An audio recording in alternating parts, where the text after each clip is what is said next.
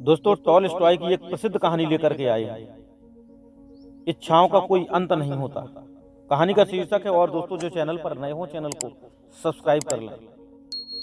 एक कहानी ऐसी कहानी है जो मनुष्य के अंतहीन इच्छाओं को बताती है। कहानी की शुरुआत ऐसे होती है कि एक बार एक सन्यासी एक आदमी के घर मेहमान बनकर आता है।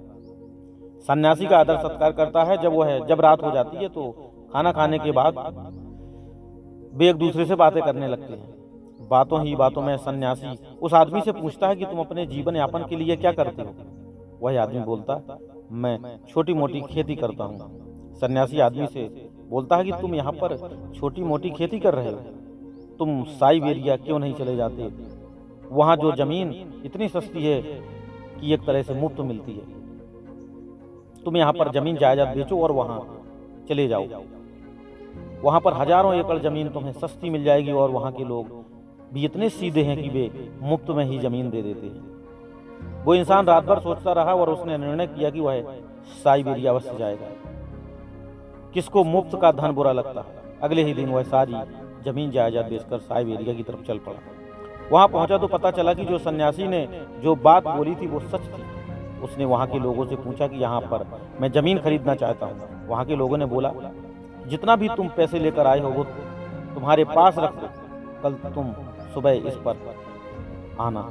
अगले दिन वो आदमी उस नियति पर उस जगह पहुंच गया। वहां लोगों ने उसे बोला कि तुम्हारे लिए सुनहरा अवसर है, ये पूरी जमीन तुम्हारी हो सकती है, लेकिन शर्त यह है कि सूरज उगते ही तुम्हें अपनी यात्रा शुरू करनी है, और शाम को सूरज डूबने से पहले वापस उस जगह पर पहुंच जाना है जहां से तुमने यात्रा की शुरुआत की। जितनी जमीन तुम यात्रा करके घेर लोगे उतनी जमीन तुम्हारी हो जाएगी। रात भर वह आदमी सो न सका। रात भर वह योजना बनाता रहा कि कल मैं कितना जमीन घेरूंगा। सुबह होते ही सारे गांव के लोगों की भीड़ इकट्ठी हो गई। सूरज जैसे उगा वह आदमी चलना शुरू किया। कुछ दूर चलने के बाद वह दौड़ने लगा।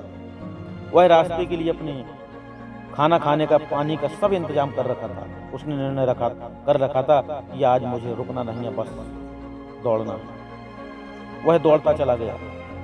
उसने सोचा कि 12 बजे के बाद से वापस आना शुरू करूंगा, लेकिन जब 12 बज गए उसने सामने देखा कि उससे भी ज्यादा उपजाऊ जमीन तो आगे और पड़ी हुई। उसने सोचा और जमीन घेर लेता हूं। अभी तक उसने खाना भी नहीं खाया था। उसने सोचा खाना खाने में समय क्यों बर्बाद करें।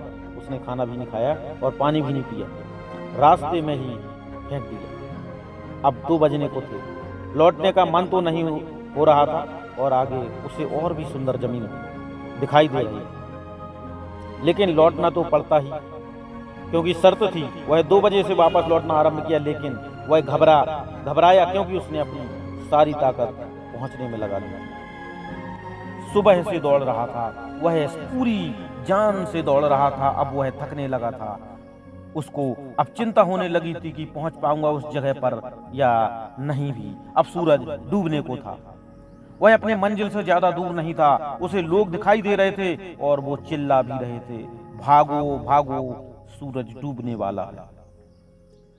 सही में बहुत सीधे साधे लोग रहे होंगे, क्योंकि कोई और होता तो सोचता कि वह यात्रा पूरी न कर पाए, लेकिन वो उसका प्रोत्साहन बढ़ा रहे थे। उस इंसान ने अपनी आखिरी दम लगा दी और वह तेज भागा। इधर सूरज डूब रहा था, उधर वह भाग रहा था। वो जमीन पर गिर पड़ा। सूरज की आखिरी कोर क्षितिज पर रह गई थी। अब वह अपने शरीर को घसीटते हुए आगे बढ़ने लगा, लेकिन जैसे ही वह उस जगह पर पहुंचा, वहां सूरज डूबा और वहीं पर उसने दम तोड़ दिया। सारे गांव के लोग, जिन्हें वह सीधा साधा समझता था, वे हंस रहे थे। वे एक दूसरे से बात करने लगे, यहाँ तो हर दिन ऐसे पागल लोग आते रहते हैं, यह कोई अपवाद नहीं है। यहाँ आज तक कोई ऐसा आदमी नहीं आया जो इस जमीन का मालिक बन सके। दोस्तों, यह कहानी हमारी कहानी है, हमारी जिंदगी की कहानी है, हम सबकी जिंदगी की कहानी है।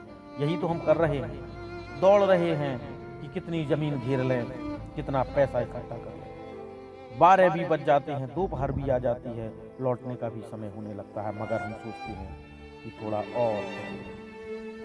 ना हमें खाने की फिक्र, ना प्यास की फिक्र, हमारे पास जीने का समय कहाँ है, जिंदगी मिली है जीने के लिए और हम हैं केवल पैसा इकट्ठे करने में लगे। गरीब मर जाते हैं भूखे और अमीर मर जाते हैं पैसे इकट्ठा करके। यहाँ कोई नहीं जी पाता। जीने के लिए थोड़ी विश्रांति चाहिए, जीने के लिए थोड़ी समझ चाहिए। जीवन मुफ्त नहीं मिलता, थोड़ा बोध चाहिए। दोस्तों, कहानी अच्छी लगी हो